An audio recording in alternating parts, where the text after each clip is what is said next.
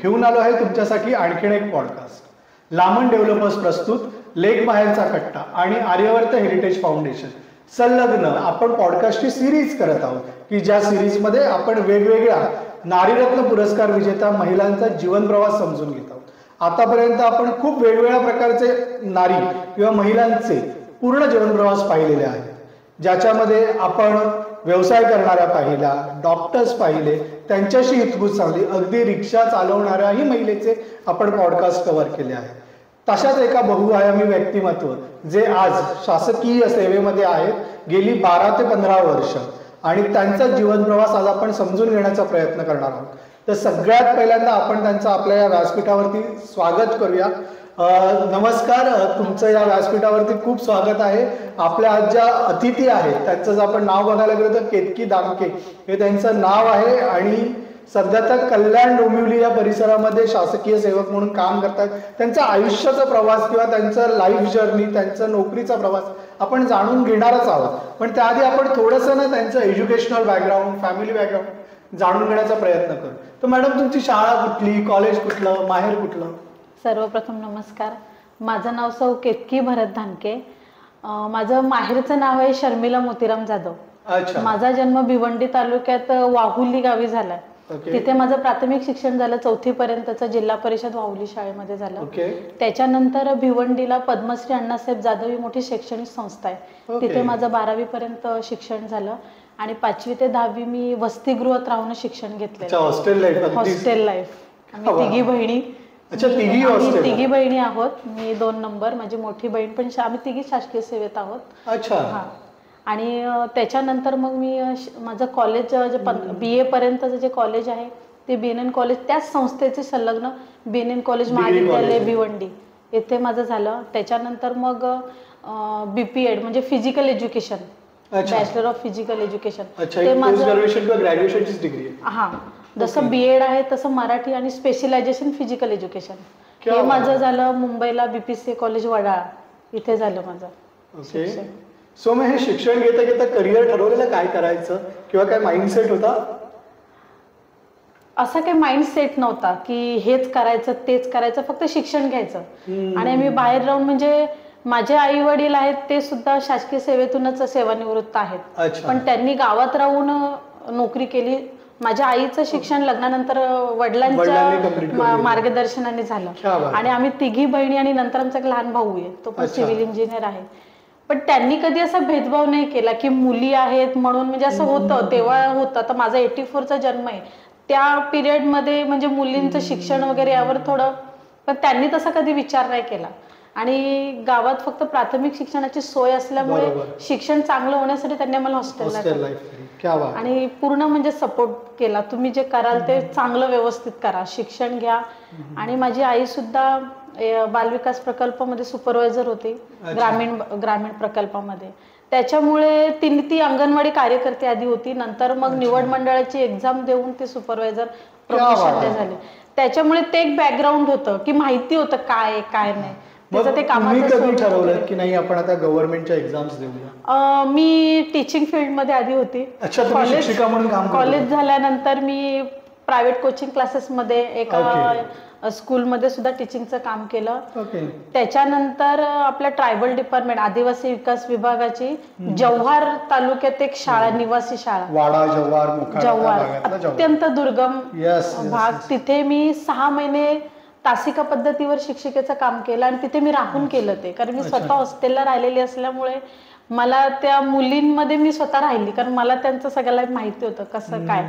आणि मग त्यांच्यामध्ये मग राहून मी तिथे 5-6 महिने काम केलं. आणि मग टीचिंग असल्यामुळे मी त्यालाच फोकस केलं होतं की टीचिंग करायचं वगैरे. हा, पण नंतर मग जे इकडे जागा निघाल्या डिपार्टमेंटमध्ये, इकडे वेकेन्सी होती, मग आम्ही तिथे ऍप्लिकेशन केलं. ऍप्लिकेशन जसं आपण करतो तसं ऍप्लिकेशन केलं, परंतु खूप मोठ्या प्रमाणात, काही लाखोंमध्ये ते फॉर्म असल्यामुळे तेवढी प्रमाणात जागा परीक्षेसाठी अवेलेबल नसल्यामुळे 1-1.5 वर्षानंतर आम्हाला कॉल आला एक्झामसाठी, लेखी परीक्षा. लेखी परीक्षेसाठी वर्ष 1.5 वर्ष आले. आणि बालेवाडीला ती मोठी एक्झाम झाली होती खूप मोठ्या प्रमाणात. बालेवाडी जे क्रीडा संकुल आहे तिथे झाली होती लेखी एक्झाम. आणि त्याच्यानंतर मग त्याच्यातून सिलेक्शन, माझी मोठी बहीण आणि मी, आम्ही दोघींनी केलं होतं ॲप्लिकेशन. पण रिटर्न लेखी परीक्षेमध्ये मला स्कोअर असल्यामुळे माझं सिलेक्शन झालं इंटरव्ह्यूसाठी. किती जणांना इंटरव्ह्यूला बोलवता साधारण? साधारणतः काही हजारांमध्ये असेल. काही लाखातून काही हजार सांगता नाही येणार. आणि सरळ सेवा तो भरती होती ती, म्हणजे ठराविक संस्थेला ते देऊन त्यानुसार म्हणजे अभ्यास करून आणि मग सरळ सेवा भरतीमधून मग सिलेक्शन झालं. आणि मग इंटरव्ह्यू झाल्यानंतर साधारण किती दिवसात कळलं हा बाबा लागला जॉब? तरी मला वाटते सप्टेंबर, 1-1.5 महिन्यामध्ये. 1-1.5 महिन्यामध्ये. आणि मग त्यानंतर तुमचं काही ट्रेनिंग वगैरे झालं का? हो, ट्रेनिंग झालं माझं नगरला झालं. म्हणजे जॉब चालू झाला त्याच्यानंतर आपलं फाउंडेशन ट्रेनिंग असतं, तसं ट्रेनिंग झालं माझं नगरला. 1 महिन्याचं ट्रेनिंग झालं. मग तुम्ही जेव्हा सिलेक्ट झाला तेव्हा तुम्हाला काय पोस्ट म्हणून ऍक्च्युअली सिलेक्ट केलं गेलं? मी मुख्य सेविका म्हणजे सुपरविजन करणं. ज्या महाराष्ट्र शासनाच्या आपल्या ज्या अंगणवाडी केंद्र आहेत त्यांच्यावर सुपरविजन, परीक्षण करणं, पर्यवेक्षिका, मुख्य सेविका किंवा सुपरवायझर म्हणू शकतो. मग साधारण या सुपरवायझर पोस्टमध्ये तुमच्याकडे किती अंगणवाडी शाळा असतात? साधारण एका सुपरवायझरकडे 25 अंगणवाडी केंद्र असतात. म्हणजे एका ग्रामपंचायतीमधलं की एका शहरामधलं की नागरी प्रकल्पामध्ये जो महानगरपालिका क्षेत्र आहे त्या क्षेत्रातील लोकसंख्या आपण कव्हर करण्याचा प्रयत्न करतो, जेवढ्या मंजूर अंगणवाड्या असतील त्या. आणि ग्रामीणमध्ये ग्रामपंचायत गव्हर्नमेंटच्या, तर एका सुपरवायझरकडे 25 वगैरे असतात. पण कधी अतिरिक्त चार्ज असेल तर 50 असू शकतात. दुसऱ्या कोणाचं काम करावं लागलं? हा, मग माझी पहिली पोस्टिंग भिवंडीला होती. तिथे मी कंटिन्यू म्हणजे 12-13 वर्ष माझ्याकडे 2 चार्ज होते. क्या बात आहे. मग ऍक्च्युअली तुमचा जॉब रोल काय असतो अंगणवाडीशी? जे जॉब रोल म्हणजे अंगणवाडी केंद्र आहेत त्याचं जे कामकाज, आपले जो लाभार्थी गट महत्वाचा आधी मला सांगावा लागेल की 0 ते 6 वर्ष वयोगटात आपली बालकं आहेत ती. अच्छा, म्हणजे जन्म झालेल्या 1 दिवसापासून ते 6 वर्ष पूर्ण होईपर्यंत. गरोदर महिला. अच्छा, त्या. ओके. स्तनदा महिला म्हणजे निव्वळ डिलिव्हरी पासून ते बाळाला 6 महिने होईपर्यंत निव्वळ स्तनपान करतात बाळाला, त्या गरोदर महिला, स्तनदा महिला. आणि 6 वर्षापर्यंतची बालके, हा आपला प्रामुख्याने लाभार्थी गट आहे. अच्छा, म्हणजे त्या बेसिकली ऑडियन्ससाठी हे गव्हर्नमेंट या डिपार्टमेंट थ्रू केटर करते. हो हो. मग त्या लाभार्थ्यांची पहिल्यांदा अंगणवाडीमध्ये नोंदणी होणं अपेक्षित आहे. त्या सर्व लाभार्थ्यांची नोंदणी व्हायला पाहिजे. तर 800 ते 1200 लोकसंख्येला एक अंगणवाडी आपली आहे. ओके. मग त्या सर्वे जो असतो कार्यक्षेत्र जे अंगणवाडीचा आहे त्या सर्वेतील लाभार्थ्यांच्या अंगणवाडीत नोंदणी असते. मग त्यानुसार त्या लाभार्थ्यांना ज्या आपण फॅसिलिटीज देतोय, म्हणजे आहार असेल तर 6 महिने ते 3 वर्षाच्या बालकांना THR, टेक होम राशन, ते दिलं जातं. घरपोच आहार. 3 ते 6 वर्षाच्या बालकांना अंगणवाडीमध्येच आहार दिला जातो. आणि गरोदर आणि मिड डे मील आपण जे म्हणतो ते तिकडे अंगणवाडी स्थानिक आहार. आणि गरोदर आणि स्तनदा त्यांना सुद्धा पण THR, टेक होम राशन दिलं जातं. मग या सगळ्याचे जर रेकॉर्ड ती अंगणवाडी सेविका ठेवते पूर्ण सर्वेक्षण करून, म्हणजे मुळात ती केस ऑथेंटिक आहे की नाही. हा. आणि 3 ते 6चा जो वयोगट आहे त्यांना पूर्व प्राथमिक शिक्षण सुद्धा अंगणवाडीमध्ये दिलं जातं. त्यांचं पूर्ण वजन वाढीचं निरीक्षण असतं, पूर्ण होम व्हिजिट असतात त्यांना. एकंदरीत त्यांच्यावर पूर्ण सुपरविजन करायचं. आपल्याकडे ज्या होम व्हिजिट मध्ये काय कव्हर होतं? होम व्हिजिट मध्ये जर कमी वजनाचं बाळ असेल तर त्याला मार्गदर्शन करून त्या पालकांना आहाराबाबत, आरोग्याबाबत आवश्यकता भासल्यास सेंटरकडे, म्हणजे हेल्थ सेंटर आहेत, डॉक्टरांकडे रेफर करणं आहे, त्यांना संदर्भ सेवा देणं आहे, गरोदर महिना आहे. आपले जे लाभार्थी गट आहेत त्यांना मार्गदर्शन करणं आणि त्यांना सेवा देणं, गरज पडल्यास त्यांना डॉक्टरकडे रेफर. साधारण 25 अंगणवाड्या किंवा अगदी एक्स्ट्रा जबाबदारी तर 50 अंगणवाड्या. मग असे साधारण एका अधिकाऱ्याकडे किती लाभार्थी असतात ऑन एन एव्हरेज? लाभार्थी म्हणजे एका 800 ते 1200 लोकसंख्येला समजा 100 किंवा 150 जरी लाभार्थी आपले असतील तर गरोदर महिला 15-20 असतात. जशी लोकसंख्येचा रेशो त्याप्रमाणे. आता जर आपल्याला अल्पसंख्याक भिवंडीला जे लोकसंख्येचा आहे तो आणि इकडचा कल्याण, तो रेशो फार फरक आहे. मग आता तुम्हाला कल्याणमध्ये काय जबाबदाऱ्या दिल्या? जबाबदारी सेम, फक्त एरिया बदलला. ओके. हा. आणि जबाबदारी सेम, जे आपलं कामाचं स्वरूप आहे तेच आहे. आणि वेगळे वेगळे आपले उपक्रम असतात. जसं पोषण माह आहे आपला सप्टेंबरमध्ये, पोषण अभियान, म्हणजे त्या ऍक्टिव्हिटी घ्यायच्या. अंगणवाडीमध्ये आपण कम्युनिटी बेस्ड इव्हेंट, म्हणजे सामुदायिक आधारित कार्यक्रम, म्हणजे जास्तीत जास्त पालकांचा सामाजिक त्यांचा सहभाग जास्तीत जास्त घेऊन ते कार्यक्रम केले जातात. अन्नप्राशन असेल, 6 महिने पूर्ण झाल्यानंतर स्तनपानाबरोबरच त्याला जो वरचा आहार दिला जातो तर कसं दिलं पाहिजे काय, त्या माताला सुद्धा मार्गदर्शन केलं जातं. सुपोषण दिवस नोंदणी, मुलं जी 6 वर्ष पूर्ण झाल्यानंतर 3 वर्ष पूर्ण झाल्यानंतर जी अंगणवाडीमध्ये येणारी आहेत, मग त्यांचं स्वागत वगैरे करणं अशी आपण ऍक्टिव्हिटीज घेतो. आणि आता एक म्हणजे आरंभ, सुरुवातीचे क्षण मोलाचे, हा एक प्रोग्राम आता होतोय आपल्या अंगणवाड्यामध्ये. की कसं आहे, डिलेव्हरी पासून म्हणजे गर्भधारणा राहिल्यापासून ते बाळ 2 वर्षाचं होईपर्यंत, त्याचा दुसरा वाढदिवस येईपर्यंत त्याच्या आयुष्यातले जे 1000 दिवस आहेत ते खूप महत्वाचे आहेत आपल्यासाठी. त्या काळामध्ये त्याची जी डेव्हलपमेंट होईल त्यावर त्याचं भविष्य अवलंबून आहे. मग त्या काळामध्ये आपण काय काळजी घेतली पाहिजे, त्या पालकांना मार्गदर्शन असतं, त्यांचं म्हणजे संवेदनशील पालकत्व असेल, त्या बाळाला कसं वातावरण घरात असलं पाहिजे, म्हणजे गरोदरपणापासून त्या महिलेने काय काळजी घ्यायची, तर बाळ 2 वर्षाचं होईपर्यंत त्याला कुठल्या ऍक्टिव्हिटीज म्हणजे हसत खेळत घरामध्ये वातावरण तुमच्या घरातलं हॅपी गो लकी राहिलं पाहिजे. का तर त्याचंच कुठे ना कुठे कॉन्शियसली अननोइंगली त्याचा जो बेनिफिट आहे तो होणारा अपत्यावरच्या, कारण जास्तीत जास्त मेंदूचा विकास जो आहे तो त्या काळात, आणि तो पिरियड जो आहे तो आपण मिस नाही केला पाहिजे. हे जास्तीत जास्त आमचा उद्देश आहे, त्याच्यावर आम्ही जास्त आता सध्या काम करतोय. आणि अंगणवाडीत आपले आकार म्हणून एक ट्रेनिंग प्रोग्राम आहे की त्यानुसार ऍक्टिव्हिटीज आपल्या अंगणवाडीमध्ये मुलांचा सर्वांगीण विकास होण्याच्या दृष्टीने घेतल्या जातात. नाव खूप छान आहे ना, आकार. हो, आणि एका लहान बाळाला त्याच्या आयुष्याची जडणघडण होण्यासाठी जे आकार द्यावा लागतो ते आकार. काय बात आहे असं. आणि जास्तीत जास्त म्हणजे ऍक्टिव्हिटी घेणं. अच्छा, फिजिकल ऍक्टिव्हिटीज म्हणजे आपण कुठला एक प्रोग्राम जर घेतो, समारोप असेल तर आमचे जे पोषण माह किंवा पोषण सप्ताह जे असतात, वेगवेगळे आपण जे कार्यक्रम घेतो त्याच्यामध्ये कृतीतून जास्तीत जास्त संदेश, प्रचार आणि प्रसार करणे. म्हणजे ते बाळ ऍक्च्युली माझ्या मते एकदा 6 वर्षाचं झालं की मग त्याच्याबद्दलची तुमची जबाबदारी संपते. हा, मग ते पूर्व शाळेमध्ये जातात, ते शाळेमध्ये, प्राथमिक शाळेमध्ये, मग तुमचा रिस्पॉन्सिबिलिटीचा विषय तिथे संपला. ओके, क्या बात आहे.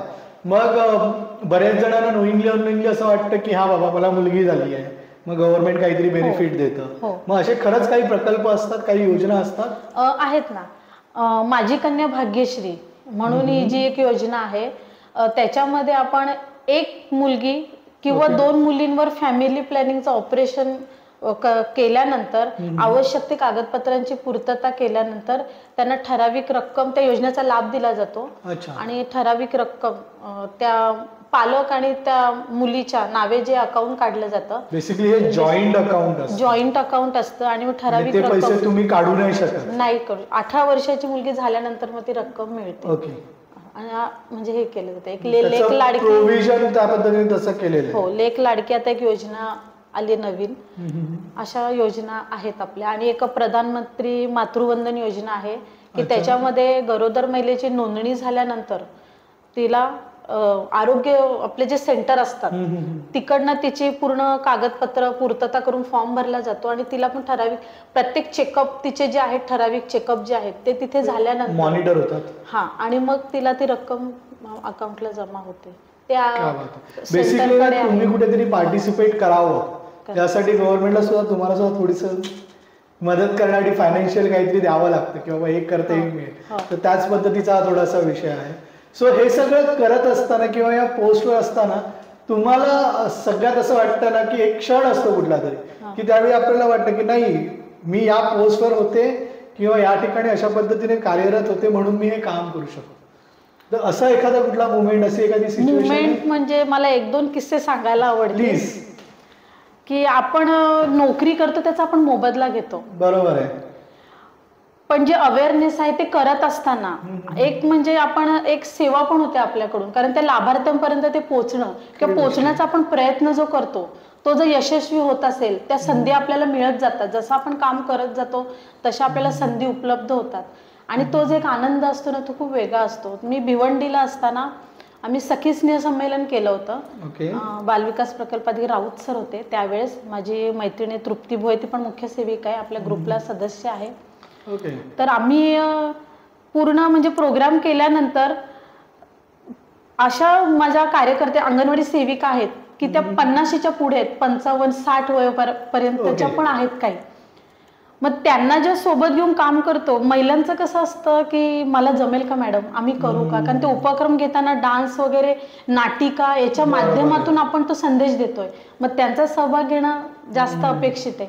पण त्या कुठेतरी मागे पडतात. मग आपण जेव्हा स्वतःहून घेतो त्यांना, आपण स्वतः त्यात इन्व्हॉल्व्ह होतो, मग तेव्हा नाही मॅडम करतायत मग आपल्याला केलं पाहिजे, आणि मग त्यांना कॉन्फिडंट येतो आणि मग त्या करतात आणि ते छान झाल्यानंतर बाकीचे जेव्हा कौतुक करतात की तुम्ही खूप छान केलं, मग त्यांना कुठे कॉन्फिडंट येतो की नाही आपणही करू शकतो, आणि ते त्यांच्या चेहऱ्यावरचा आनंद बघून एक वेगळं समाधान असतं, आणि मग आपल्याला असा सपोर्ट मिळत जातो. आणि आपण जेव्हा चांगलं काम करतो तेव्हा आपल्याला संधी खूप येतात.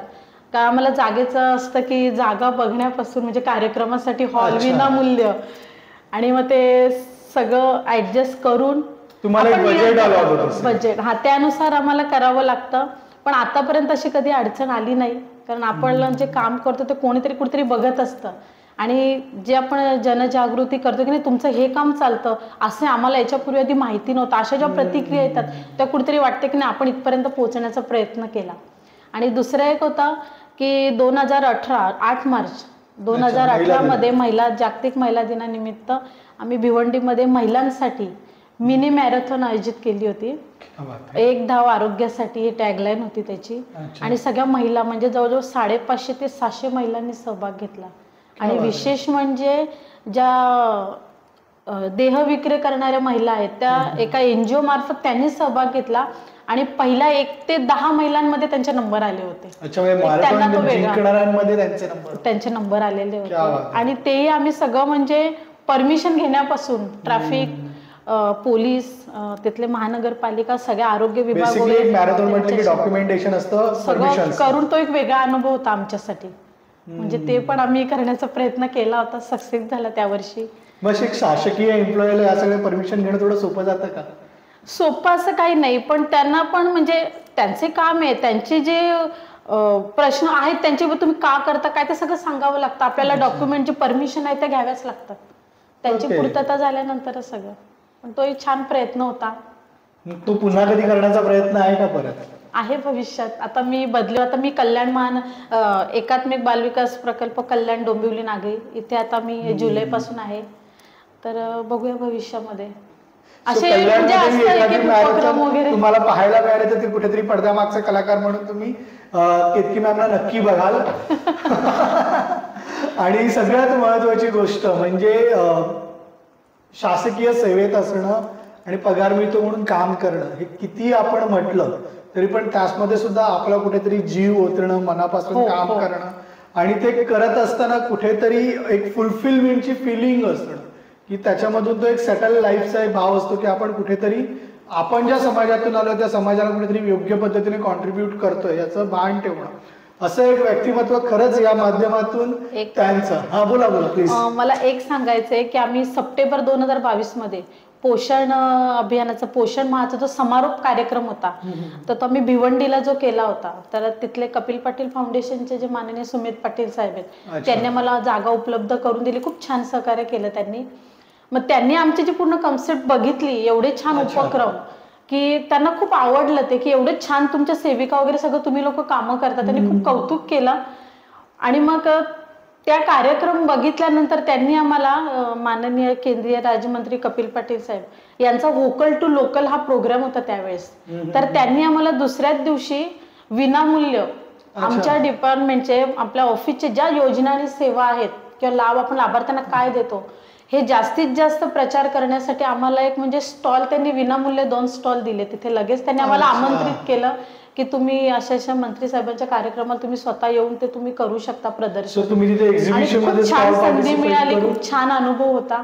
म्हणजे अशा म्हणजे करत असताना खूप सहकार्य. म्हणजे बेसिकली भले तरी जॉब करत असला ना तरी आपण जे व्यावसायिक मंडळी करतो ना की आपल्याला आपला बिझनेस प्रमोट करायला लागतो, त्याचं मार्केटिंग करायला लागते, ग्राहक शोधायला लागतात, तसं यांनाही कुठेतरी आधी एखादी महिला गर्भवती आहे का किंवा ती त्या प्रोसिजर मध्ये लागली आहे का हे शोधावं लागतं.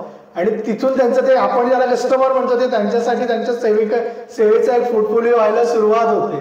आणि ते पण शेवटी त्यांना आयडेंटिफाय करायला लागतं. आणि हे आहे किंवा या योजना आहेत किंवा या प्रोसिजर्स आहेत हे आहेत हे मुळात लोकांपर्यंत पोहोचवण्यासाठी त्यांना पण एफर्ट्स घ्यावे लागतात. तर तुमच्या विभागामध्ये असं कुठलं डिपार्टमेंट आहे अशा कुठल्या गोष्टींसाठी काम करतं आणि मग तिथे कोण परिचारिका आहेत किंवा तिथे कोण कार्यालयामध्ये शासकीय सेवेत आहेत यांची माहिती तुम्ही काढा. ते ज्या योजना सांगतात, ते जे बेनिफिट्स आहेत ते खरंच तुम्ही घेतलेत का, किंवा तुमच्या सराउंडिंग मध्ये कोणी घेण्याचा सारखा कॅन्डिडेट आहे तर त्याच्यापर्यंत ते पोहोचले आहेत का, याची शहानिशा नक्की करा. आणि तुम्हाला याच्या संदर्भात आणखी काही प्रश्न पडत असतील तर जेव्हा कधी हा व्हिडिओ तुम्हाला अपलोड झालेला दिसेल, पाहायला मिळेल, त्याच्यानंतर तुम्ही कमेंट सेक्शन मध्ये तर नक्की विचारा. आपण थोडासा या मॅडमकडनं त्या प्रश्नांची उत्तरं घेण्यासाठीचा फॉलोअप मागोवा नक्की करू.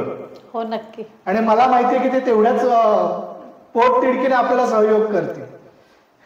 तर तुम्ही इथे आलात या व्यासपीठाला, खूप हलकी फुलकी पण महत्वाची अशी माहिती दिली, त्याबद्दल मॅम तुमचे खूप खूप आभार.